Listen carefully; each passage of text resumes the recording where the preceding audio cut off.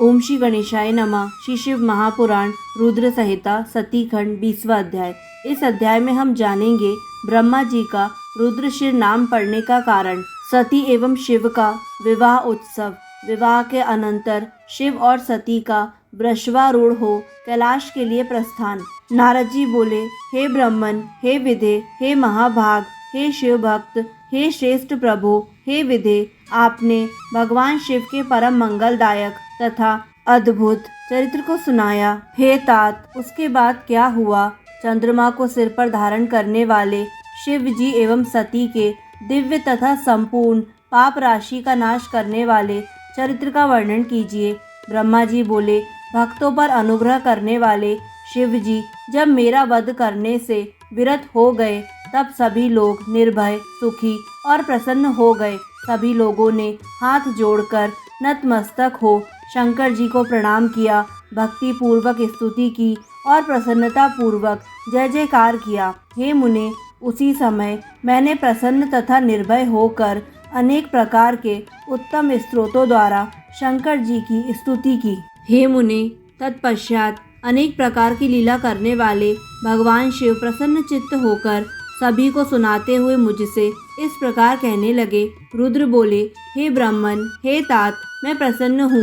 अब आप निर्भय हो जाइए। आप अपने हाथ से सिर का स्पर्श करें और संशय रहित होकर मेरी आज्ञा का पालन करें। ब्रह्मा जी बोले, अनेक लीलाएं करने वाले भगवान शिव जी की इस बात को सुनकर मैंने अपने सिर का स्पर्श करते हुए उन वृषभध्वज को प्रणाम किया।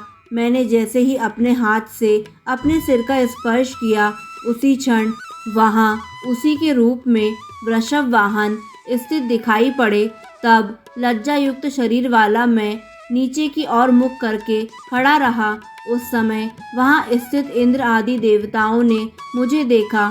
उसके पश्चात लज्जा से युक्त होकर मैं शिव जी को प्रणाम करके तथा उनकी स्तुति करके क्षमा कीजिए, क्षमा कीजिए ऐसा कहने लगा। हे प्रभु, इस पाप की शुद्धि के लिए कोई प्रायश्चित और उचित दंड कीजिए, जिससे मेरा पाप दूर हो जाए। इस प्रकार मेरे कहने पर भक्त वत्सल सर्वेश शंभु अत्यंत प्रसन्न होकर मुझ विनम्र ब्रह्मा से कहने लगे।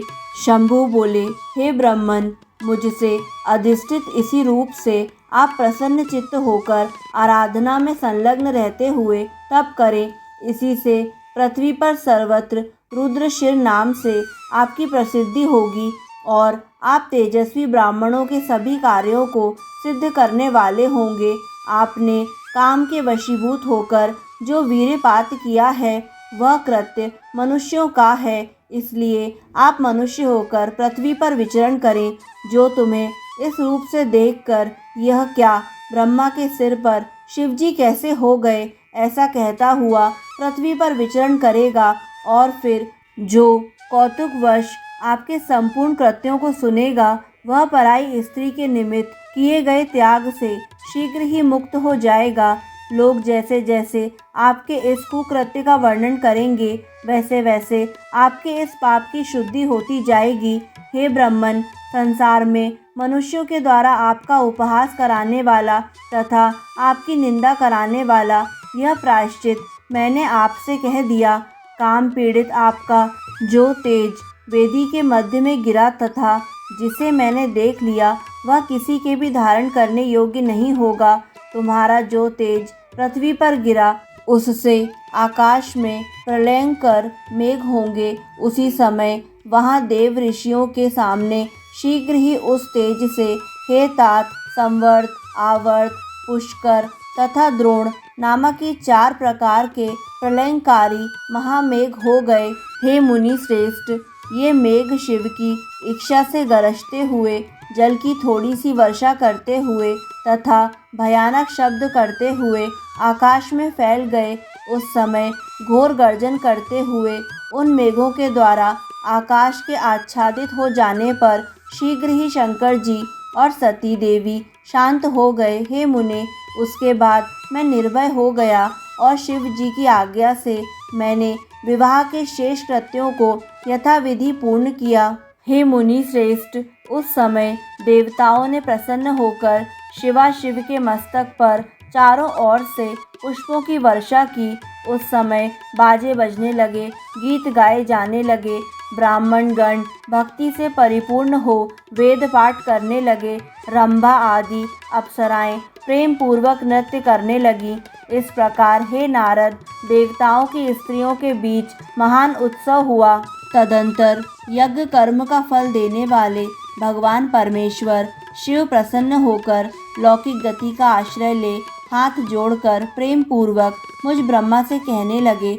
ईश्वर बोले, हे ब्रह्मन, जो भी वैवाहिक कार्य था उसे आपने उत्तम रीति से संपन्न किया है। अब मैं आप पर प्रसन्न हूँ।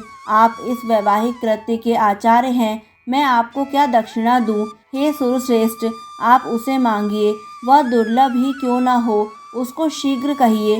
हे महाभाग, आपके लिए मेरे द्वारा कुछ भी अदेय नहीं है।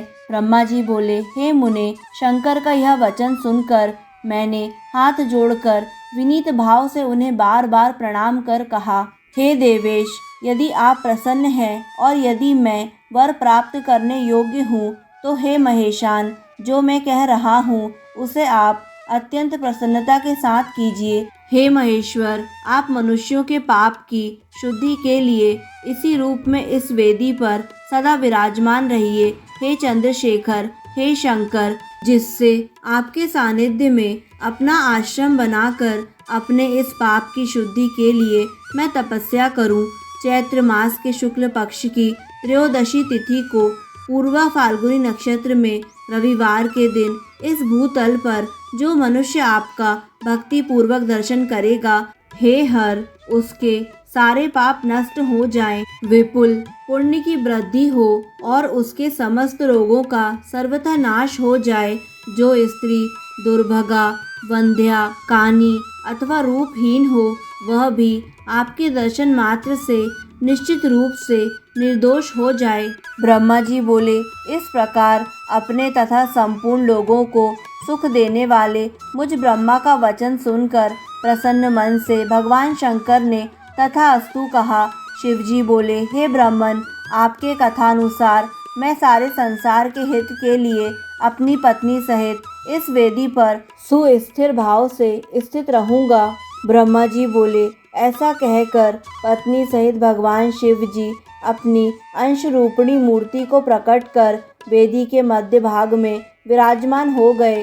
तत्पश्चात स्वजनों पर स्नेह रखने वाले भगवान सदाशिव दक्ष से विदा ले अपनी पत्नी सती के साथ कैलाश जाने को उद्यत हुए। उस समय उत्तम बुद्धि वाले दक्ष ने विनय भाव से मस्तक झुकाकर हाथ जोड़ भगवान वृषभ ध्वज की प्रेम पूर्वक स्तुति की। तत्पश्चात विष्णु आदि समस्त देवताओं, मुनियों तथा गणों ने स्तुति और नमस्कार कर प्रसन्नता पूर्वक अनेक प्रकार से जय जयकार किया। उसके बाद दक्ष की आज्ञा प्राप्त कर प्रसन्नता पूर्वक सदाशिव ने अपनी पत्नी सती को वृषभ पर बिठाकर और स्वयं भी वृषभ पर आरूढ़ हो हिमालय के शिखर की ओर गमन किया। मंद मंद मधुर मुस्कान वाली तथा सुंदर दांतों वाली सती शंकर जी के साथ वृषभ पर बैठी हुई चंद्रमा में विद्यमान श्याम कांति की तरह शोभायमान हो रही थी। उस समय विष्णु आदि संपूर्ण देवता, मरीचि आदि समस्त ऋषि एवं दक्ष प्रजापति भी मोहित हो गए तथा अन्य सभी लोग चित्रलिखित से प्रतीत हो रहे थे।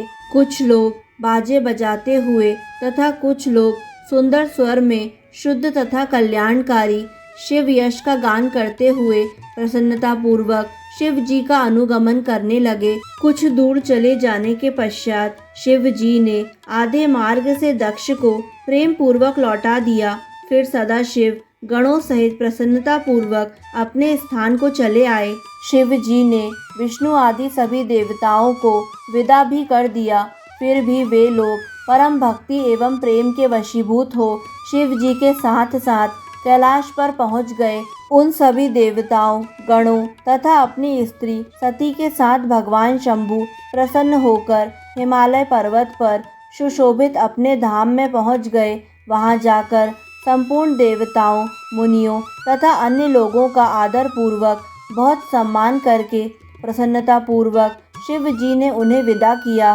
तदंतर शंभु की आज्ञा से विष्णु आदि सब देवता तथा मुनिगण नमस्कार और स्तुति करके प्रसन्न मुख होकर अपने अपने धाम को चले गए। लोक रीति का अनुगमन करने वाले शिव जी भी अत्यंत आनंदित हो हिमालय के शिखर पर अपनी पत्नी दक्ष कन्या के साथ विहार करने लगे।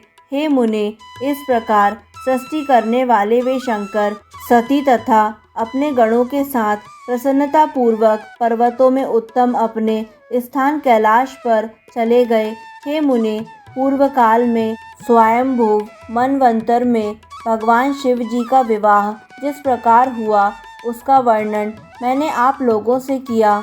हे मुने, जो विवाह काल में यज्ञ में अथवा किसी भी शुभ कार्य के आरंभ में भगवान शंकर जी की पूजा करके शांत चित्त होकर इस कथा को सुनता है, उसका सारा वैवाहिक कर्म बिना किसी विघ्न बाधा के पूर्ण हो जाता है तथा दूसरे शुभ कर्म भी सदा निर्विघ्न पूर्ण होते हैं। इस उत्तम कथा को प्रेम पूर्वक सुनकर कन्या सुख, सौभाग्य, सुशीलता, आचार तथा गुणों से युक्त हो पतिव्रता तथा पुत्रवती होती है।